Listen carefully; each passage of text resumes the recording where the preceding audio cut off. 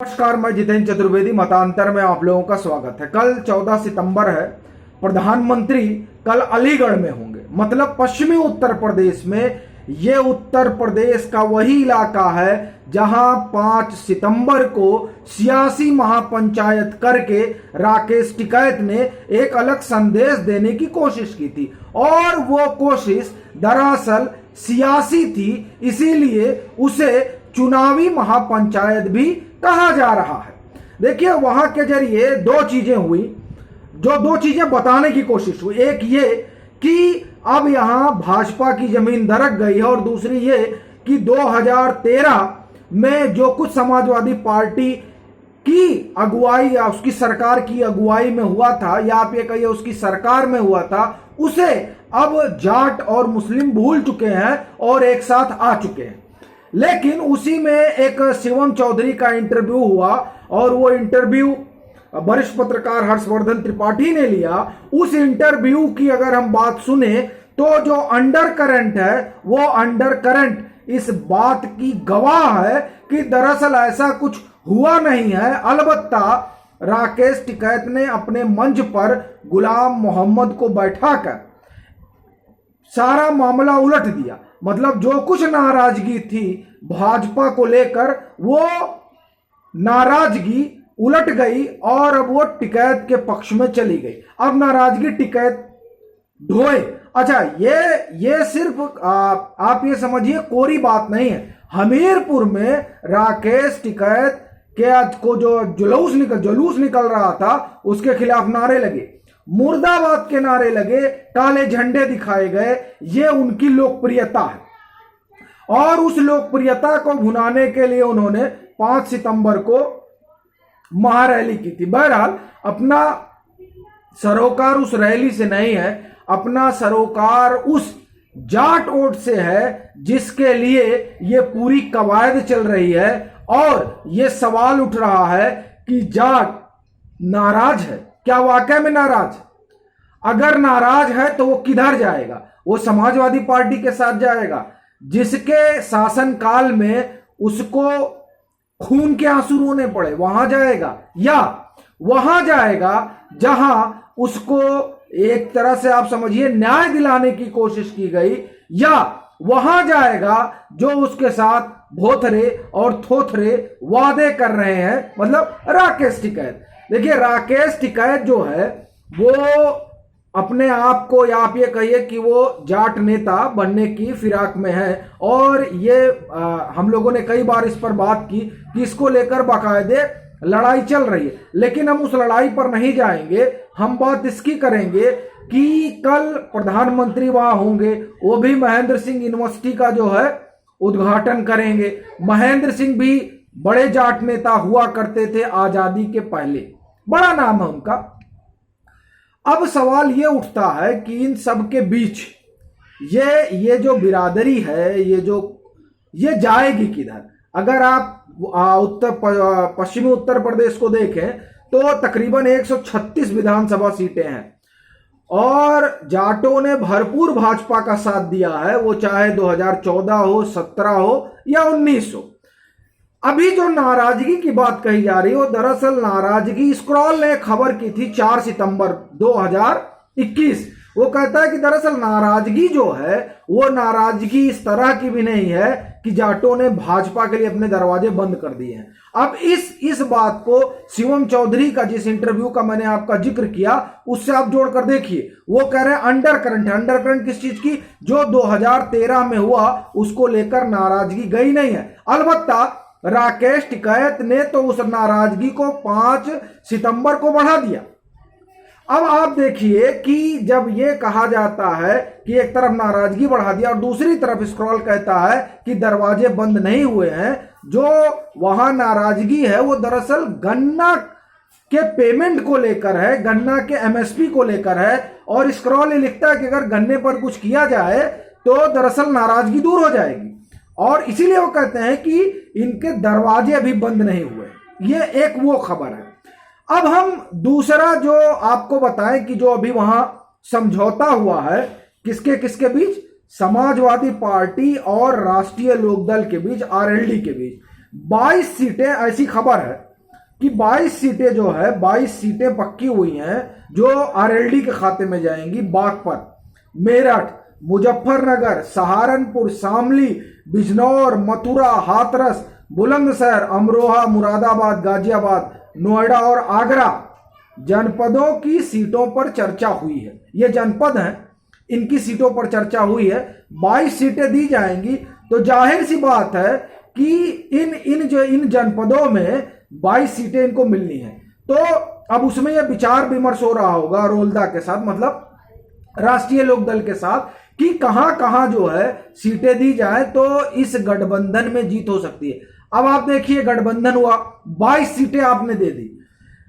राष्ट्रीय लोकदल को लेकर जाटों में अभी भी आप ये कहिए सहानुभूति है, लेकिन जब सपा और आरएलडी का गठबंधन होगा तो जहां आरएलडी के कैंडिडेट होंगे वहां तो यह कहा जा रहा है कि जाट जाएंगे, लेकिन जहां सपा के कैंडिडेट होंगे क्या जाट वहां उसको वोट करेंगे आरएलडी के नाते?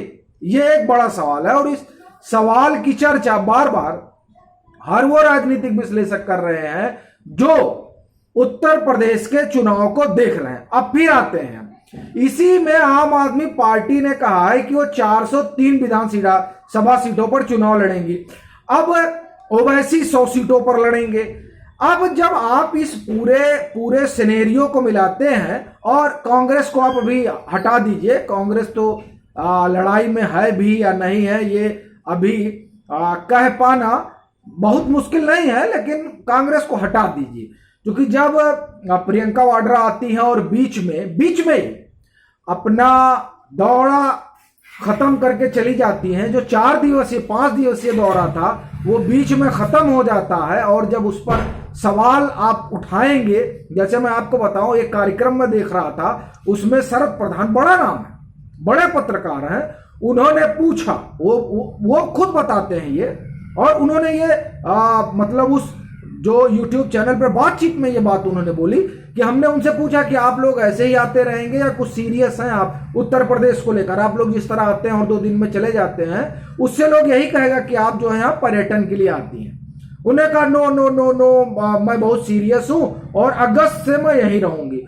वो कटाक्ष करते हैं कि अगस्त निकल गया, और ठीक बात है, अगस्त निकल गया, आई सितंबर में 5 दिन का दौरा था और 2 दिन में चली गई। इसलिए जाट कांग्रेस के साथ जाएगा, ये इस पर ये बात करना ही जो है बड़ा हमको लगता है कि मूर्खतापूर्ण तो मैं नहीं कहूंगा, लेकिन वो आप समझिए कि मजाकिया बात हो जाएगी जो स्थितियां हैं। हम बसपा की बात करें तो बसपा का क्या स्टेक होगा, जाट बसपा के साथ जाएगा या नहीं जाएगा, ये दरअसल डिपेंड करता है कि कैंडिडेट क्या देते हैं।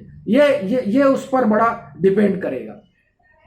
अब आप देखिए क्या नाम है इनका, आम आदमी पार्टी का कहा ही क्या जाए, आम आदमी पार्टी तो बड़ी पार्टी है।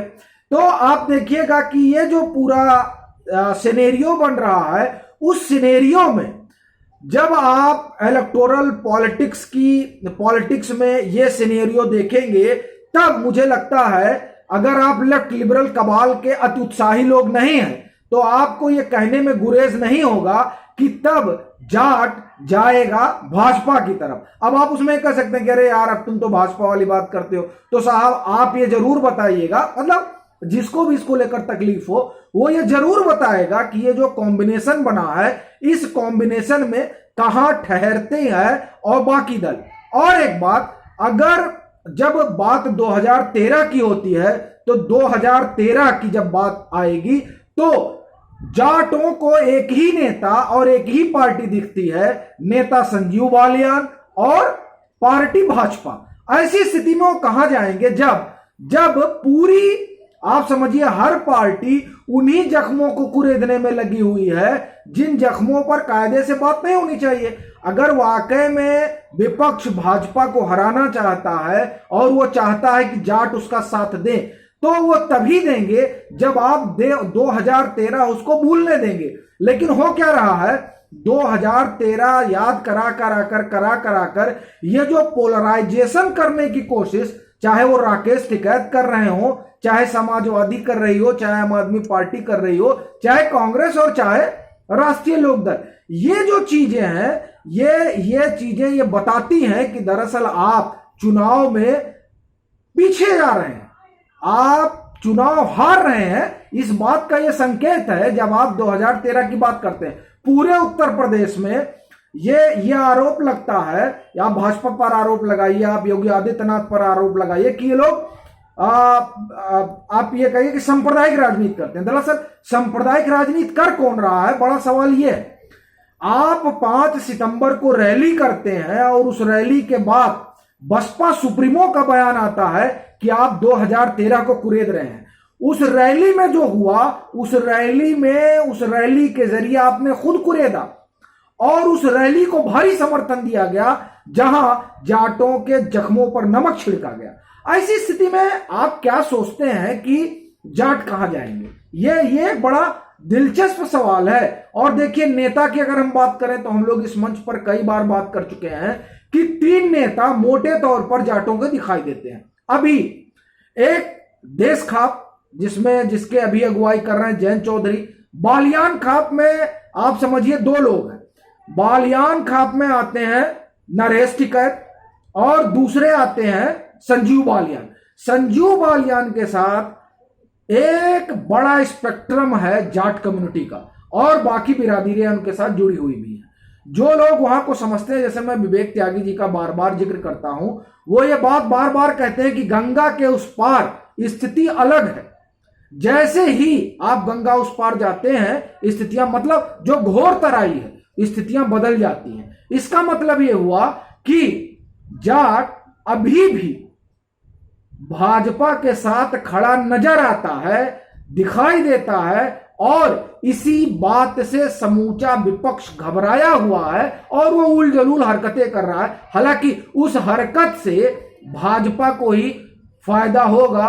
भले से आप किसी के गांव में जाइए, उस गांव से कुछ भी निकाल कर लाइए और कुछ भी बताइए, और हर गांव में आपको एक ही जवाब मिलेंगे जो आप लोग भी देख रहे होंगे। लेकिन फिर भी चूंकि उत्तर प्रदेश में चुनाव है और चुनाव में हवा पश्चिम से ही बनती है, एक वोटरों का एक बड़ा चंक है जिसे आप ये कहिए कि जिसे हम लोग कहते हैं कि ये जो वोटर होते हैं, ये वोटर वो देखते हैं, ये एक वोटरों का एक हिस्सा है। हालांकि मैं एक चीज आपको और बता दूं, CSDS के आंकड़े बताते हैं कि वोटरों का जो वोटिंग पैटर्न है, और जो ये कहा जाता है कि फ्लोटिंग वोट जो है वो कम हो रहा है धीरे धीरे।